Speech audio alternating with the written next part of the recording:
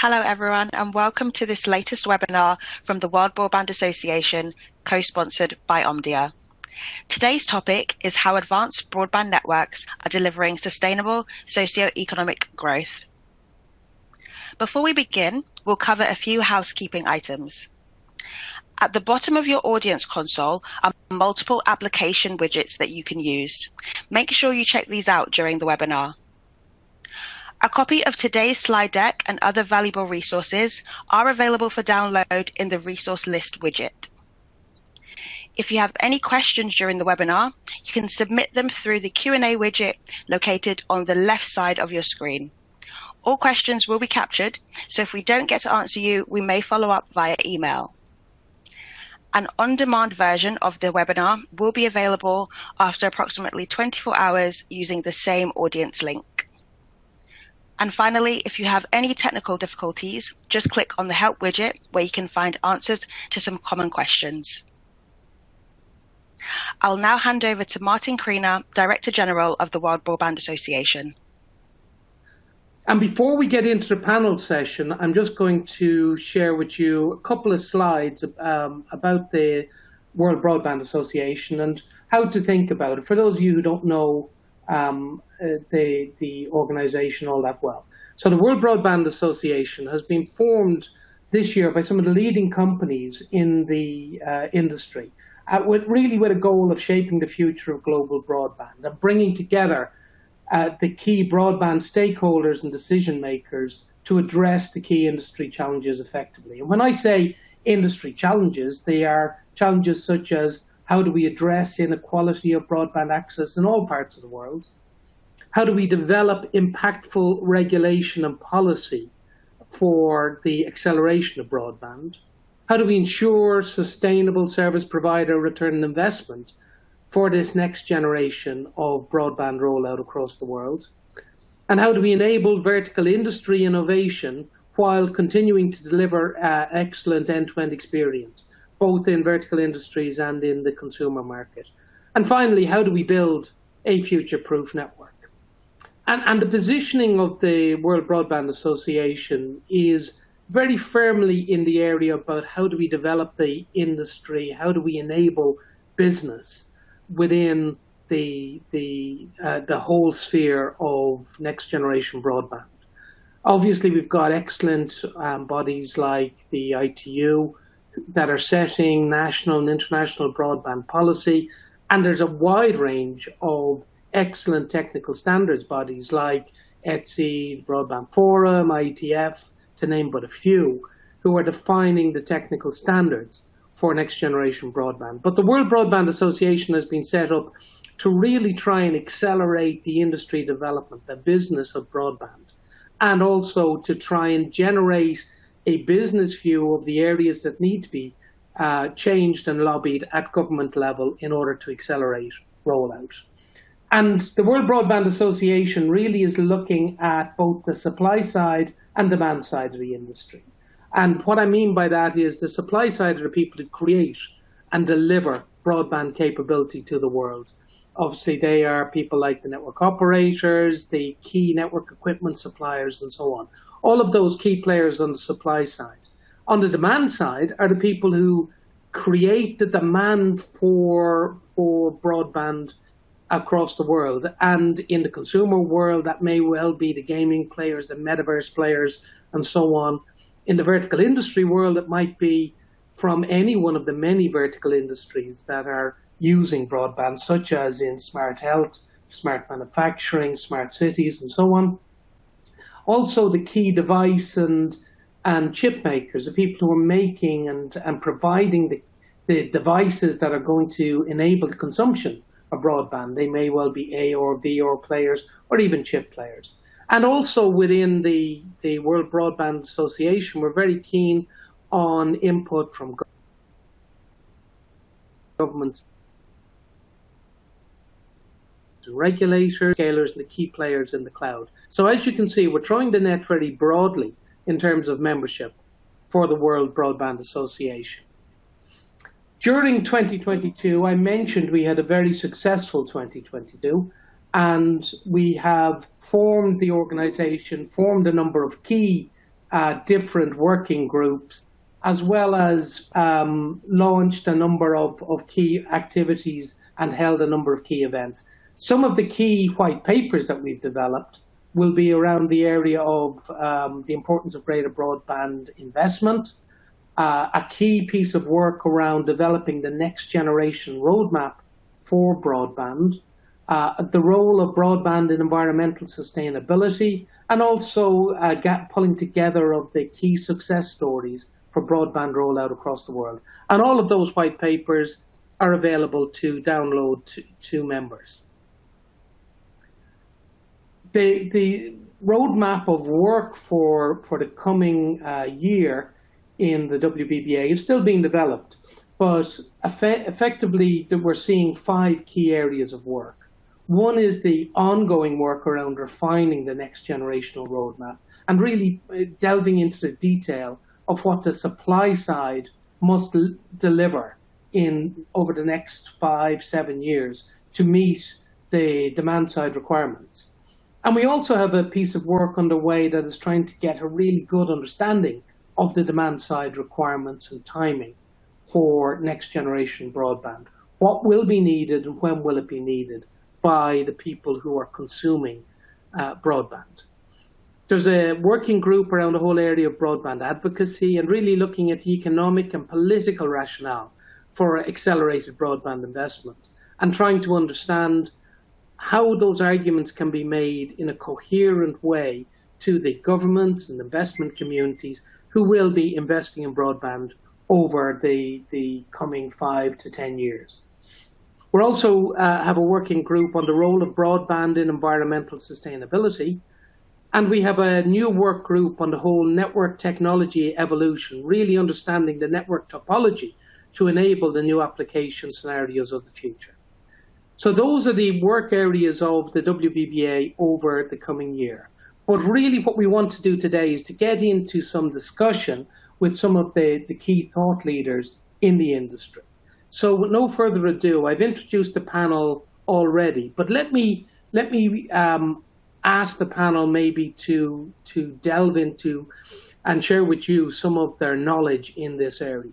So if I can start on maybe my first question, which is, what are the key ingredients driving success of the fixed broadband industry in 2022? And maybe, Philip, you'd be willing to give us Swisscom's perspective on this important question. Thank you, Michael. Well, the first key ingredient that comes to my mind is actually not new, but it's still influencing the whole broadband industry a lot, and that is obviously the pandemic. So the global pandemic, I think, has really changed the importance and significance of the broadband industry in the general public. So it's not just about how some key decision makers view our industry, but it's about how everyone in the public thinks about this industry and its role for society. And what I think is really interesting is that in many places in the world, the pandemic itself is not so much on top of mind anymore. In some places, of course, it is. But in Switzerland, it is clearly losing the attention of people again. It's again disappearing in the background. But what is not changing again is the perception of broadband. So what the pandemic has changed in the perception, in the importance of broadband, is really here to stay. What I see is today a continued strong relevance of connectivity, of broadband connectivity, be it with customers, be it with regulators, politicians, investors. Broadband connectivity is really seen today as the fuel of the digital transformation. And there is also, at least in Switzerland, there is a clear perception that we are today lagging behind in terms of broadband connectivity, that we should do more, that we should accelerate and invest more in mainly also fiber deployments. Sometimes in Switzerland, this even leads to, municipalities or smaller cities stepping ahead and taking their own initiative and construct their own fiber network. So there's a lot of dynamics that we see. So I think that is one aspect, one key ingredient. Another key ingredient, I believe, is that in 2022, we came to a clear realization that copper really has an expiry date. And we knew before that copper networks will not last for the next 20 or 30 years, but I think in this year, it became very clear that the expiry date for copper is maybe 10 or 12 years in the future, but we now have to start deal with that expiry date. And of course, at the moment, we try to extend the lifetime as much as possible. That's the typical strategy that I hear when I talk to other operators. But most likely, we will not be able to bring our old school copper network to a next level with a new generation of copper technologies. And I think once you're at that point and you understand that there is now a clear end date for copper, then there is only one way forward, and that is typically fiber deployment. And I think that is also fueling the success of this industry in 2022 and beyond. Yeah, excellent. I'd agree with both of those points, and I think your point about copper switch off is one we hear again and again. Both from an environmental and just from a cost point of view as well, as the ability. It's interesting. Also, you made a comment there that you feel that in Switzerland you're lagging behind, and I suppose my perspective would be Switzerland is doing very well in the whole broadband challenge. So, but you see it, you're not where you want to be. Well, in Switzerland, we've invested a lot in fiber to the street networks, which enable you bandwidths of around 300 to 400 megabits. And let's say 4 years ago, we were all convinced that 300 to 400 megabit is more than enough for a decade. So we thought that our FTTS network will easily last us to 2030 and beyond. And I think that has really changed. The pandemic has really changed that perception, whether 300 megabit is enough. Many municipalities today tell us that FTTS with G-Fast technology and let's say 300 megabit of average bandwidth is no longer enough. And so yes, we actually thought we would have more time to. We have seen FTTS as a good intermediate step that would bring us a lot of time to then go into a fiber deployment. And today we clearly came to the conclusion that we have to accelerate, that the general public is not willing to wait for 2 decades until we reach a sizable fiber penetration. Yeah, absolutely. Fully agree. Michael, would you chip in on that just in terms of your views about the key ingredients? You've spent a lot of time researching the whole area of how broadband is progressing right across the world in both developed and developing parts of the world. But what are your thoughts on the key ingredients of success? Yes, I'd certainly agree with Philip that the perception of broadband has shifted due to the pandemic. Omdia has just completed its annual large-scale digital consumer insights survey, and that shows that even though we're now entering a global economic crisis, broadband still is the least likely service that consumers would think about cutting back on in terms of their spend. So it just shows how consumers really value that broadband connection for every part of their life. And the other thing I think is on the supply side, we're seeing a huge shift by broadband service providers to move away from focusing and marketing just pure speed. And there's a real now focus on the overall quality of the experience. And again, our surveys show that although consumers still value speed, and Philip mentioned 300 megabits is perhaps not enough anymore, but it's not just about speed, it's about that 100% reliability, service consistency, great Wi-Fi connection to every room in the house, and a great support and efficient support when things do go wrong. So we've seen a shift from service providers' mentality, really, not just about the access network, but the home network as well, to really provide that great quality experience right down to the device.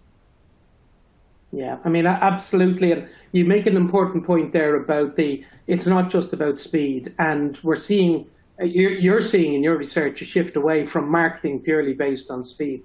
I mean, what I'm picking up is that, if anything, reliability and, as you say, broadband to the room, whether it's fiber to the room or Wi-Fi to the room or whatever it happens to be, or to the office or to the machine, is becoming a really important aspect of it. It's the ubiquity of high quality broadband, not necessarily just the top line speed. Yeah, because I mean, for many years, the service provider tried to kind of claim that, and quite rightly so, I suppose technically, that their network finished at the home or at least at the router, and that if you did a speed test, it'd insist that you plugged your physical device into the router. But that's not how customers experience their service anymore. So that's just kind of gone out the window. It's delivering that service right down to the end device that's important. Yeah, and that challenge, of course, every challenge creates an opportunity. And that challenge absolutely creates a great opportunity that, you're the operator is not marketing on speed, you're the one who can get it to where you want it, where you want to use it, when you want to use it, at the quality. Marcus, from your perspective and from Huawei's perspective, I mean, that's a topic that I'm sure you've been looking at. Yeah, definitely. Me, myself, I'm involved in a ETSI 5G activity, which has the slogan of fiber to everywhere. So I think like one of the ingredients of the success is having this fiber to everywhere, be it to the house, be it to the room. And this has a whole set of benefits. It's the quality is usually better than in some of the existing technologies. Energy consumption is lower in these technologies. People are more happy with the latencies on fiber than in some of the other technologies. So overall, the quality sort of increases, energy goes lower. With that, it's really a very nice technology going down that path. Plus, since people are realizing the need for this type of broadband, which is not only speed, as Michael was saying, so this diverse set of requirements coming along, this can be fulfilled quite nicely with this type of 5G networks.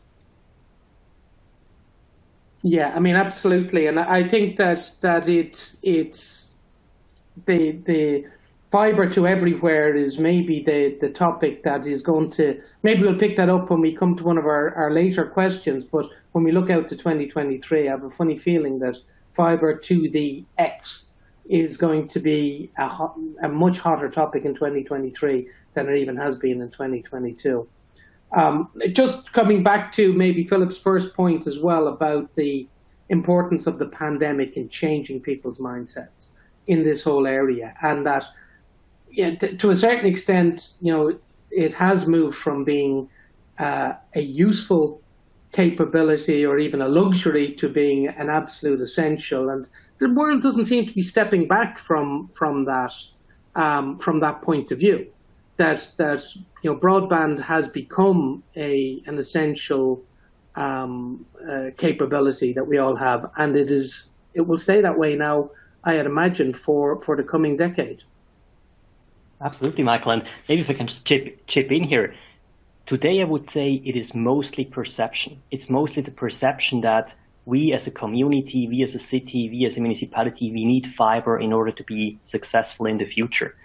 I think today, if you have to make the case with specific use cases, you have a hard time to argue that you need fiber if you already have a G-fast fiber to the street connection. Because if you make a case by arguing with 4K and 8K TV, there's just no way you can make the case that you really need fiber today. But what I think will really change the game is when we take the next step towards also metaverse use cases. And it was mentioned already today that it's no longer just about speed. And Marcus already mentioned it's about latency as well. And I really think that for metaverse use cases, the latency will be one of the most crucial ingredients to make your experience in the metaverse truly immersive.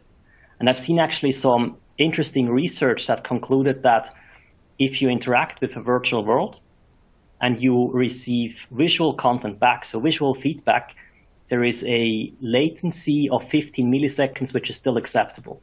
And 15 milliseconds, that is doable basically with even old school ADSL connections. It's not doable with 4G, but it's doable with 5G. So most likely you will not be able to have a good immersive metaverse experience with 4G. Also, satellite technology is a little bit at the edge of that latency. But then if you take, for example, audio content, and audio feedback, your acceptable latency latency goes down to 3 milliseconds. Otherwise, you will not have a truly immersive experience. And 3 milliseconds, that is basically a case for only FTTH can do it.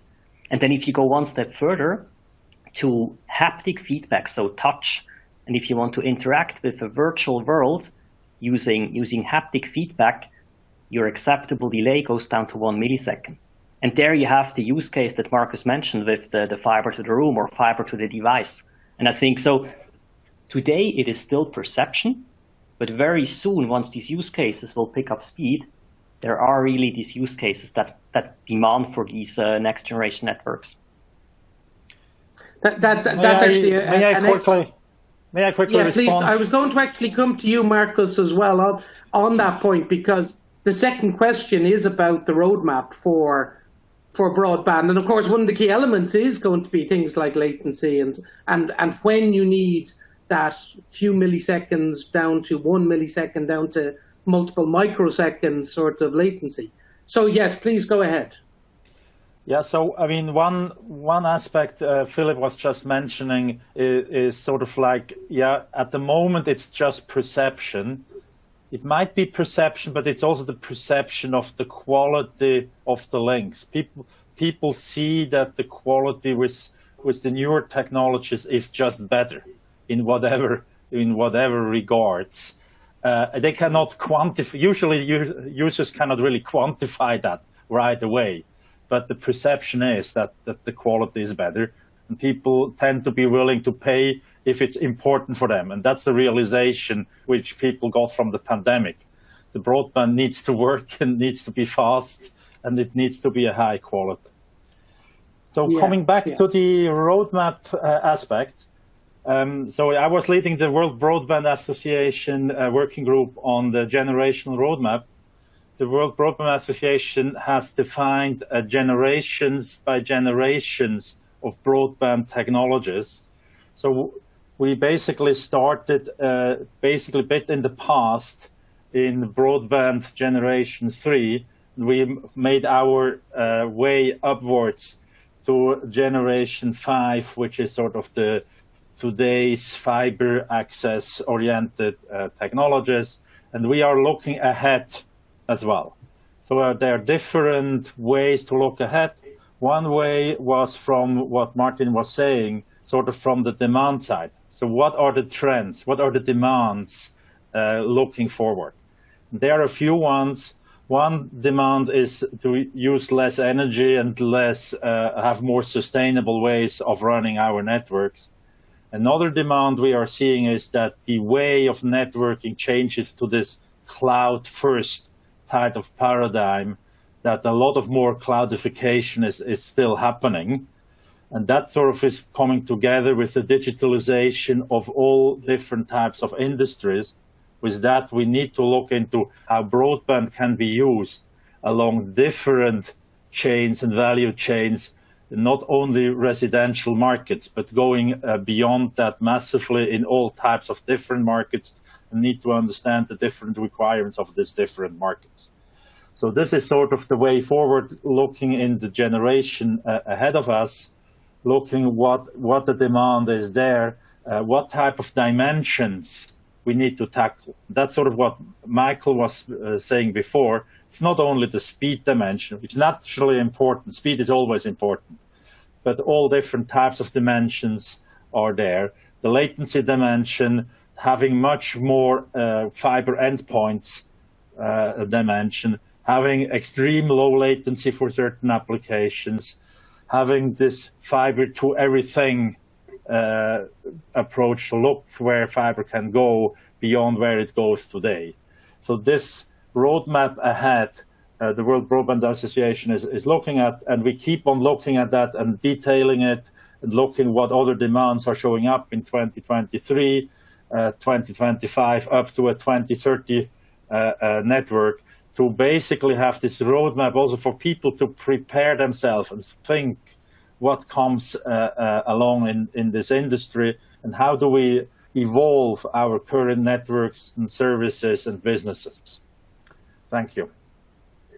Yeah, no, I think you're hitting on the very important points, and it just repeats the argument that we are looking at a range of different characteristics that are going to be important. Philip's comment about haptic feedback, being really valuable in terms of the type of requirement that's going to push us down to 1 millisecond. It also, I think, reinforces the fact that I mentioned we've got a supply side and demand side. We can't just look at this from the supply side. We really need to understand the whole end-to-end of the services that are going to exist out there. And we need people like the hyperscalers and the people who are providing edge computing technologies and so on to fit into all of this.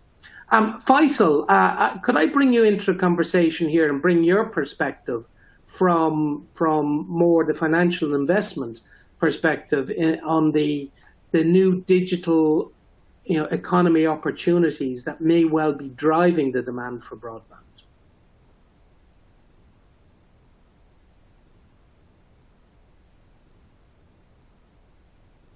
Hello, Faisal.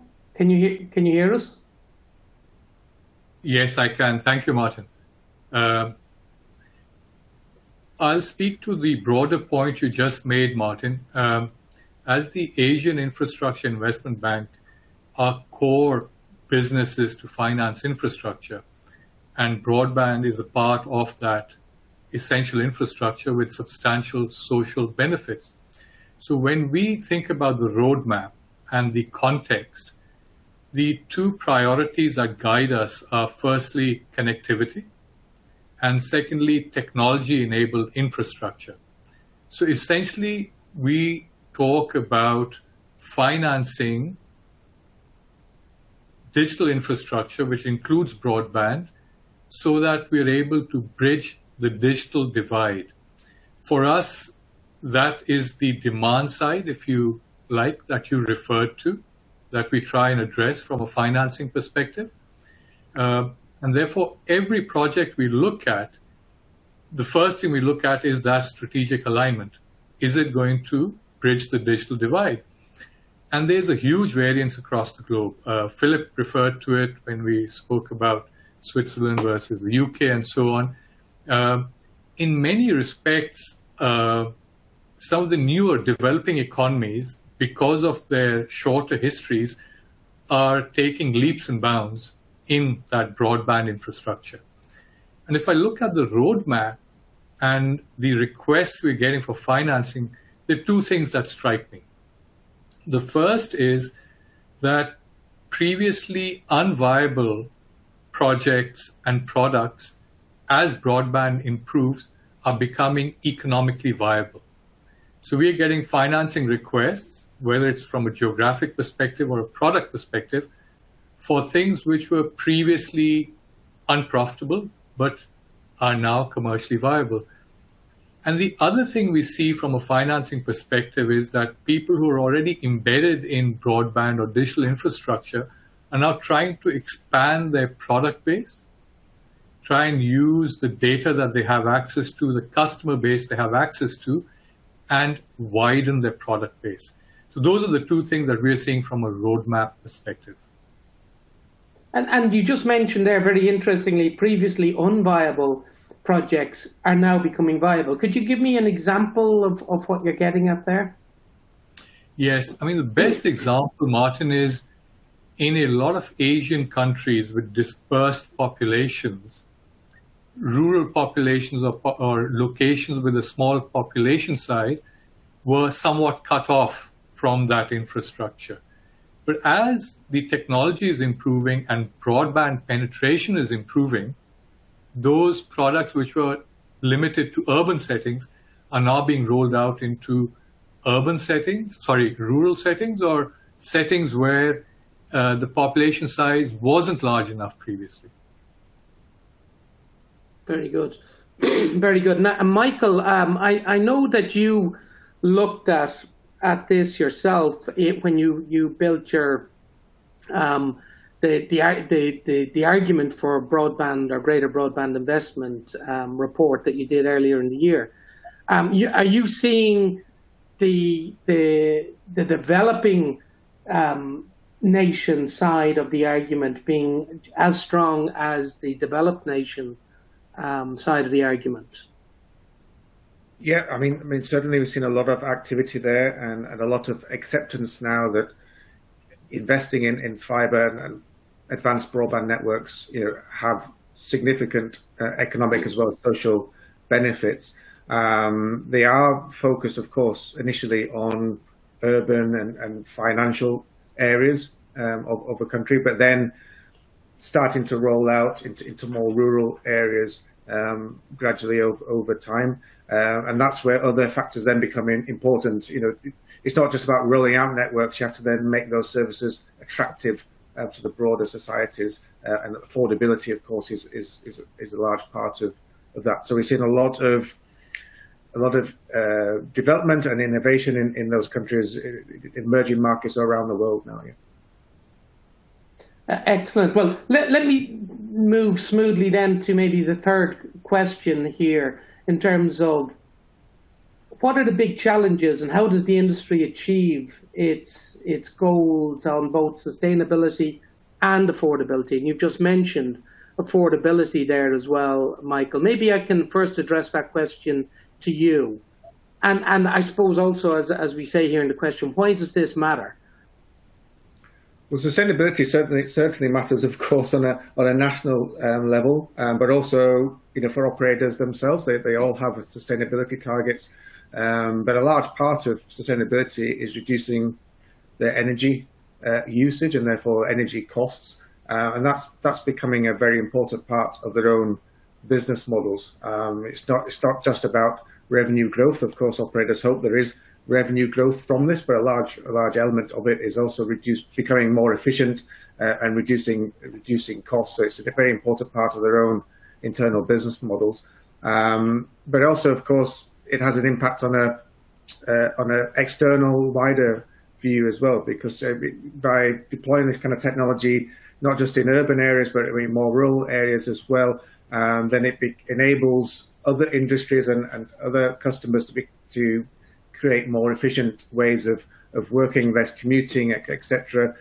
Enables areas to level up, because it creates more innovation, more local entrepreneurship. So it really has an impact not just for the operators, but for the nations and themselves. So it's a very important part, and that's where that affordability comes in. And again, operators themselves have a responsibility there to make their tariffs affordable, and things like social tariffs as well also help. But of course, there's responsibility on governments and regulators to make sure that services are affordable to all. Yeah, absolutely. And Philip, I know that this, particularly the sustainability argument, but I'm sure the affordability goal as well is important. But in Swisscom, I've seen a lot of progress and leading of the industry in many respects in terms of sustainability. Thank you, Martin. Yes, what Michael said is definitely the case for Swisscom. Sustainability is a very important pillar of our strategy for the efficiency dimension, for the cost-saving dimension, the reputational dimension. So sustainability is also a very important part of our brands. And for us, if we look at the levers we have to achieve our sustainability goals, and mainly our energy efficiency goals, the biggest potential by far we have in energy consumption reduction is in the fixed network, by far. There is way more potential in the fixed network compared to our mobile network. And more specifically, it's in the switch from copper to fiber. And that switch will help us actually in three aspects. The first aspect just being that fiber is way more energy efficient than copper. A fiber line basically consumes 3 times less energy than a copper line if you compare it to vectoring technologies like VDSL or G-Fast. If you compare it to a cable network, then a fiber line even consumes up to 6 times less energy compared to a DOCSIS network at the DOCSIS version 3.1. So that's one aspect. And then the second aspect for us is just that in many areas, we still operate both infrastructures at the same place. And obviously, avoiding the operation of parallel infrastructure is a pretty straightforward way to reduce your energy consumption. And then the third aspect for us, which is also very important, is that by moving from copper to fiber, we need way less aggregation points. So for example, central offices or points of presence, just by the fact that on fiber, you can reach longer distances than on copper.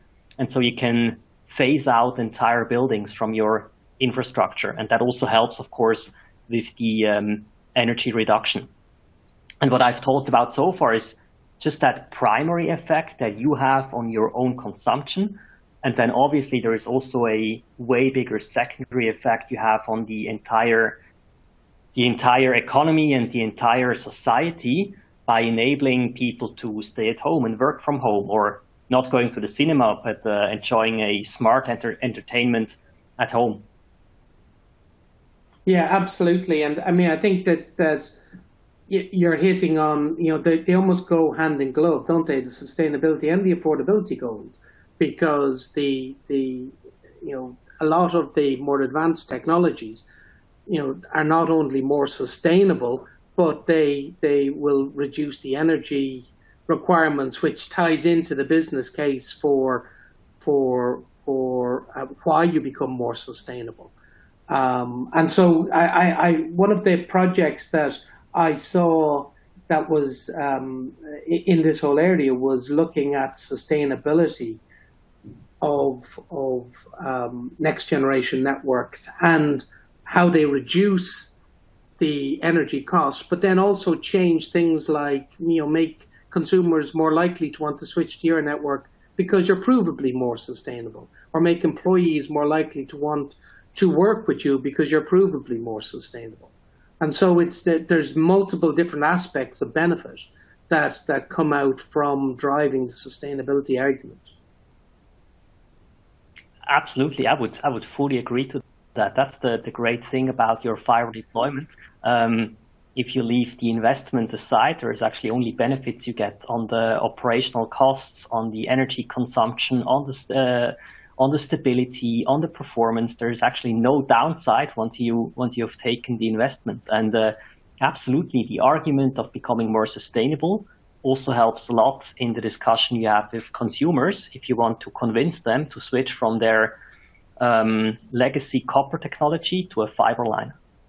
Because sustainability is also in the general public getting so much more attention and like broadband connectivity getting much more importance.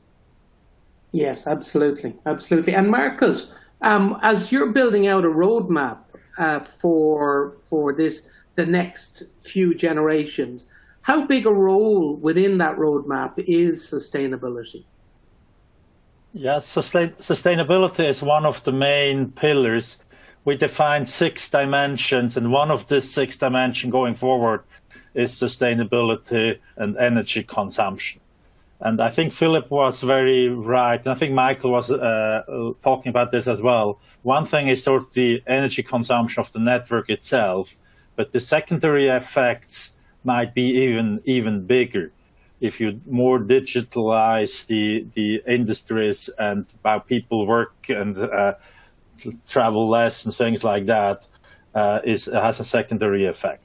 From the affordability side, I think we also look into the roadmap. We have not really detailed that yet too much, but one aspect is sort of also digitizing basically the physical infrastructure, which makes it operationally less costly, but also deployment-wise. Philip was saying the deployment part might be the bigger hit, but there are a lot of different technologies and digitizing all that process, digitizing that in the operator domain as well, and making it more automatic, having more autonomous network aspects being part of that. So that sort of pays into that direction of sustainability and affordability as well. Excellent. Thank you very much. Could I move on to a different question here? And maybe Faisal, I will direct this to you. From your area of expertise. But how do the financial industry and financiers view the needs of the industry And in particular, how do multilateral development banks like yourself really help in all of this? And how do you make your decisions, and what drives your behavior and business behavior in this whole area? Sure. AIIB is a multilateral development bank, as you posed in your question. Essentially, MDBs look to align with the development goals of their members or with their specified geographic regions. In this specific case, really, we see the opportunities and we judge the opportunities on the basis of what I referred to earlier. Is it helping bridge the digital divide? That's the development goal that we're trying to address here. Now, linking that to how broadband or digital infrastructure is viewed from a feasibility perspective, really, if you talk to people about digital infrastructure, broadband projects, what you'll hear is that these are projects which are viewed favorably. They provide sustainable returns. And when you talk to people about which projects should be prioritized, two things come back at you. First is digital infrastructure, because we're in a rapidly digitalizing environment.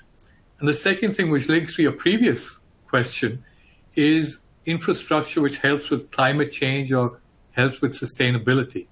So from both those perspectives, from a financing viewpoint, it ranks really high. Now, how do you actually look at an individual project? Of course, the individual project has to stand up on its own two legs from a commercial perspective, and therefore the affordability that we spoke about earlier is important, because without that, you don't have the stable cash flows to make it attractive. Our role is really to step in and act as a catalyst. So we'll step in where perhaps others are a little hesitant. So we call that crowding in. We'll step in first, and we'll encourage other people to step in with us to finance those projects. And we do that by working with commercial financiers and other multilateral development agencies. Now, what do we bring to the table specifically, which is slightly unique? First of all, we're happy to deploy capital. I think capital often is something which is scarce.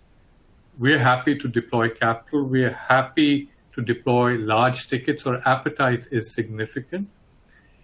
And we're happy to go longer term. So a lot of these projects, broadband projects, have a longer term strategy, have a longer term payback period.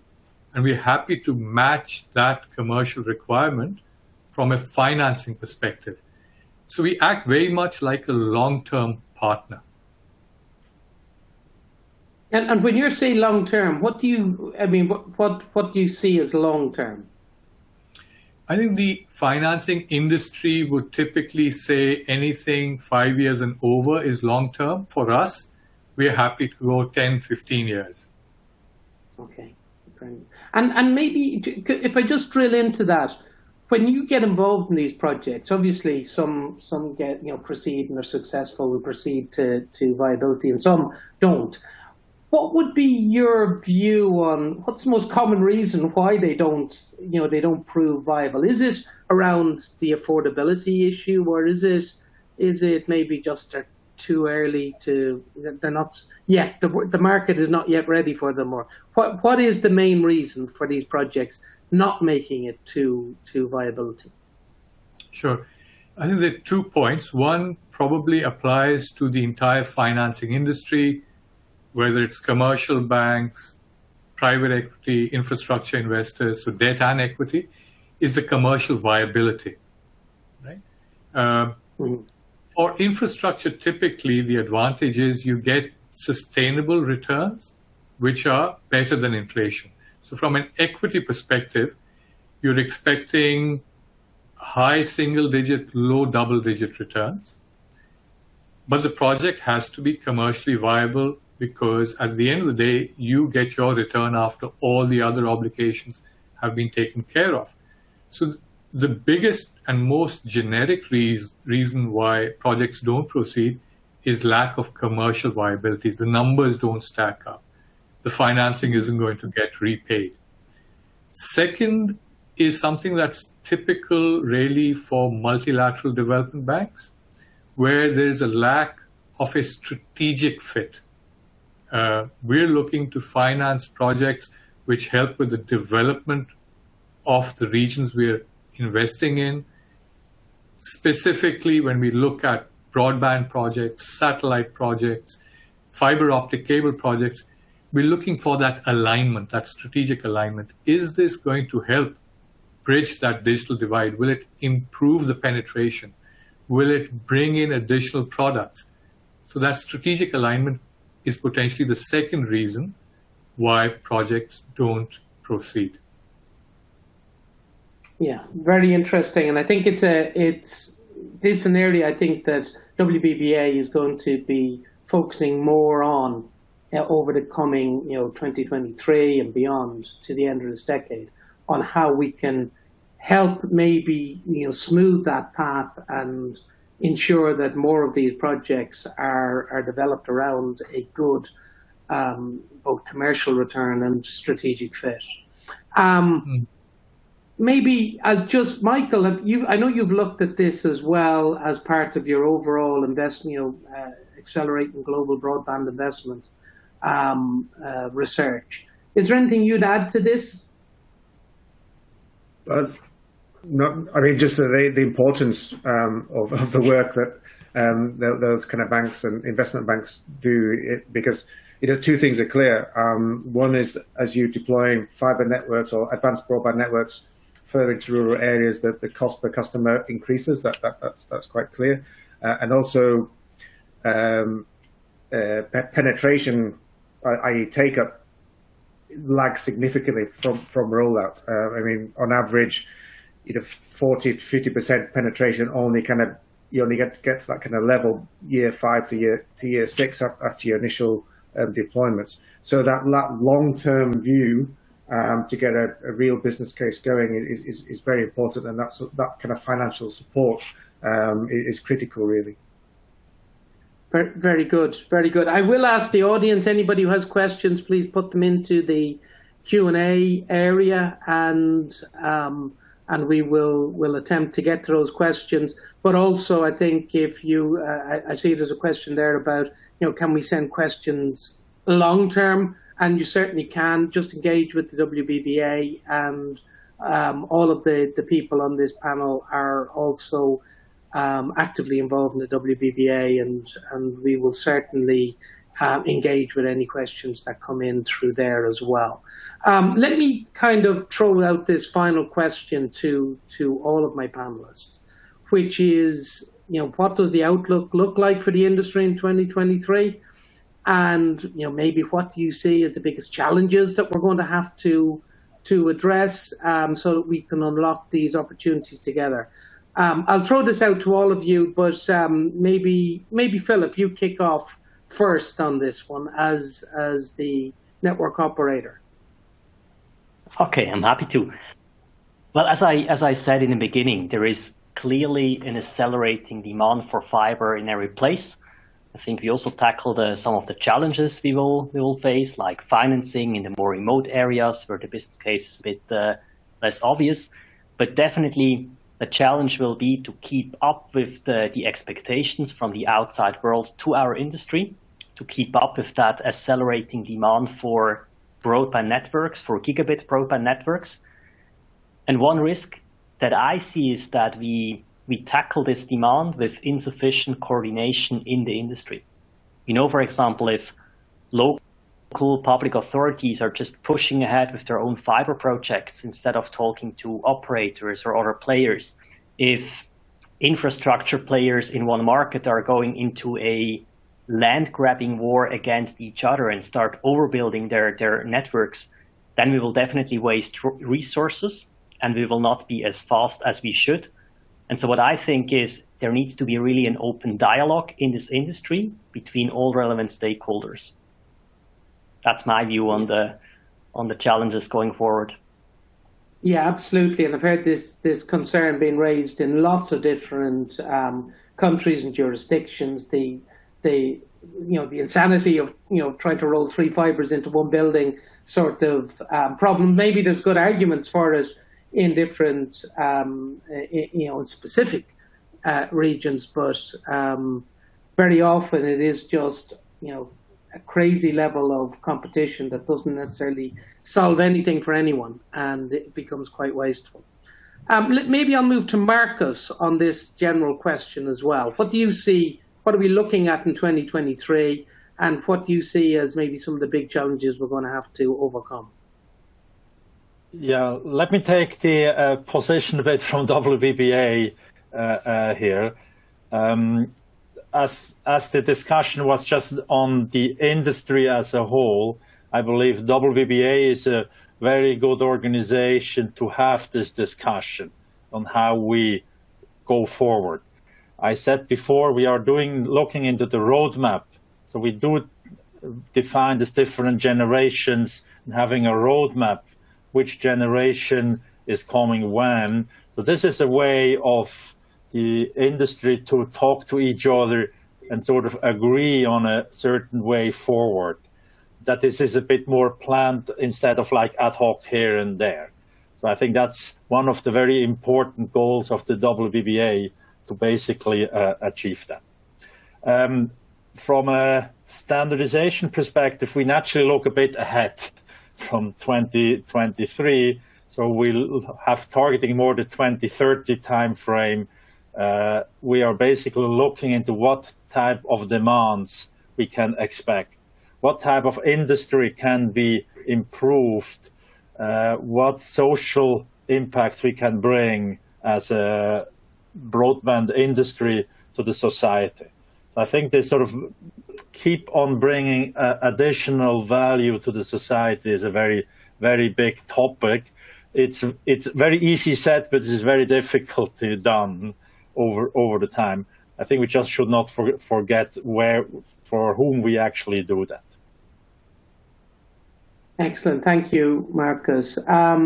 Michael, maybe you've can share some thoughts on the outlook.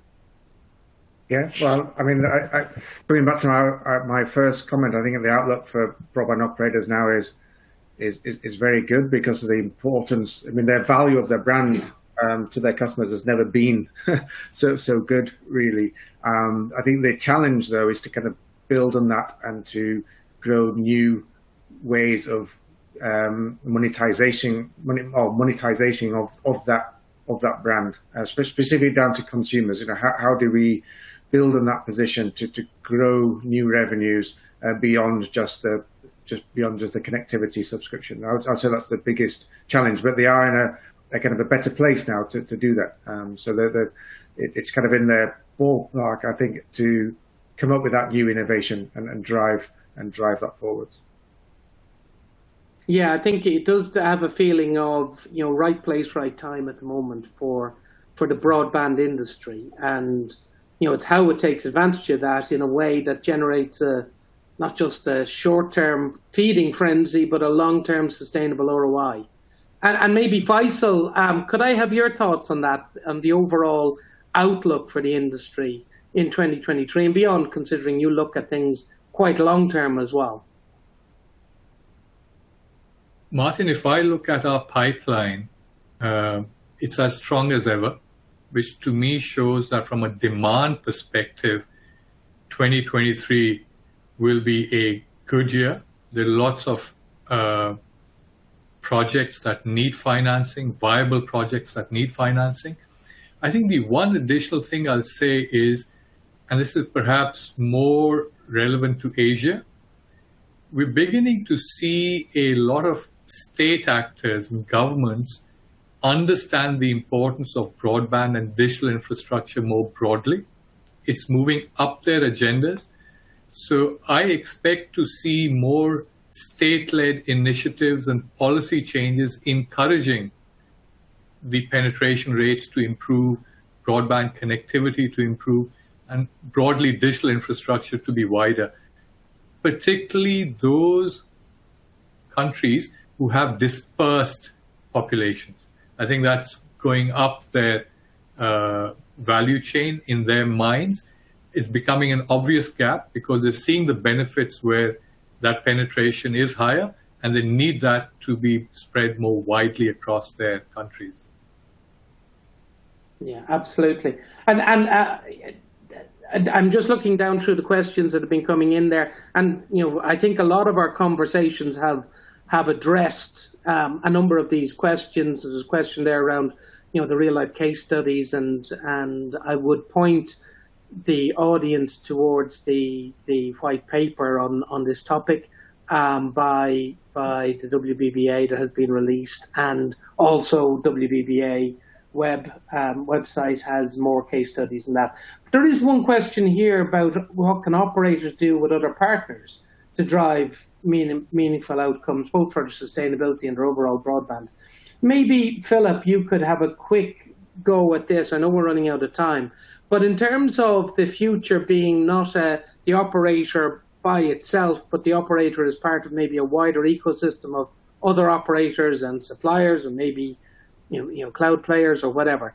What is the is there a future that you see that where it's a more collaborative thing going forward rather than business as usual? Absolutely, Martin. And especially that's the case for a smaller operator like Swisscom in a smaller nation like Switzerland. For us, partnerships are key.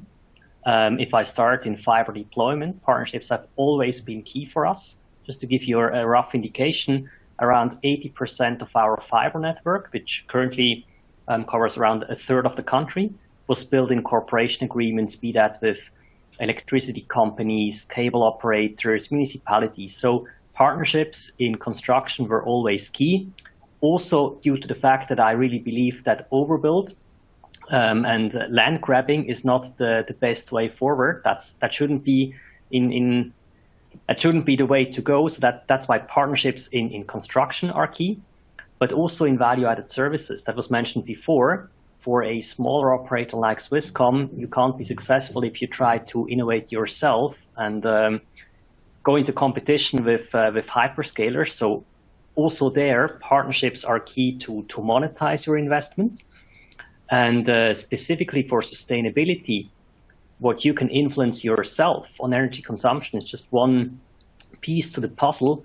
But then if you want to have a wider impact, you actually have to work with your entire value chain in order to have that indirect effect on sustainability. So absolutely, partnerships are key for us. Excellent. Folks, I'm aware we've reached the top of the hour here, and so I'm going to draw this conversation to a close. I think it's been really valuable, and hopefully the audience and viewers will see the benefits of that and be able to draw useful concepts for themselves and their own challenges in this area. I thank everybody for joining. I thank the panel. I thank the organisers for this.